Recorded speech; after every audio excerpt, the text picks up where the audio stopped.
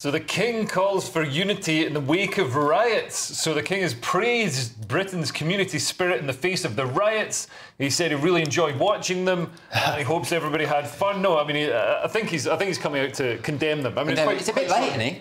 Yeah, it's a bit late. It's been going on for a while now. We could have done with these words, you know, when the riots were kicking off. Keir Starmer should have given these words when the riot was kicking off, instead of just coming out and inflaming the situation and condemning one side and not acknowledging that anybody might have a legitimate grievance that some children have been killed. In Belfast, apparently, if you observe the riots, that's sufficient to get you arrested. Yeah, and was the King just observing this week? Is that the point? And without bail as well, which is really a form of punishment.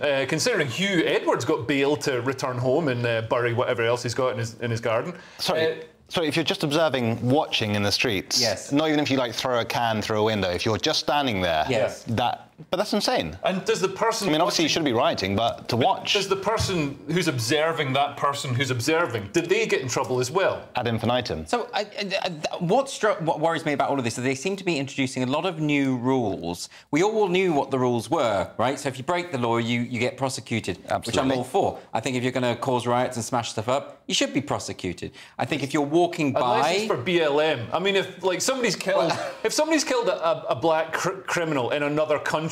Yes. Then for some reason that's absolutely fine. If he dies, you know, resisting arrest, then yeah. But you see, I was always consistent. For some reason, that's an innocent victim. No, those people should also be arrested. That's the point. Like, just rioters generally. I don't care if you're on the left, on the right, or wherever the hell you are.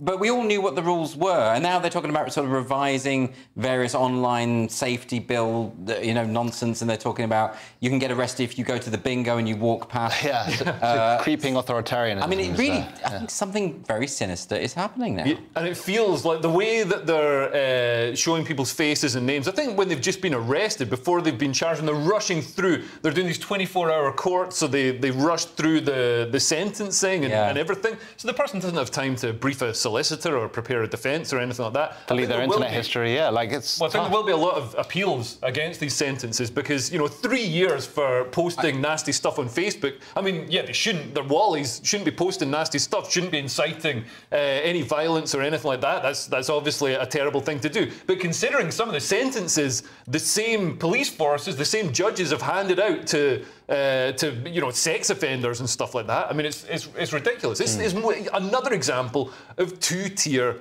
justice in this country. Jonathan, the thing about all of this is I've seen again and again, historically speaking, whenever there are things like this, certain types of government will exploit them in order to push through further censorship and further authoritarianism. Sure. And by the way, just to be clear, I'm not justifying any of the riots. I think those people should be prosecuted. But these changes to the law and all the rest of it, you've seen it before. When we had the murder of David Amos, they started talking about, let's crack down on online speech, even though this was to do with Islamic terror, nothing to do with mean tweets. But I think we saw a lot of it... A degree of opportunism is what I'm saying. I totally agree, and I think we saw a lot of it during COVID with, you know, all the...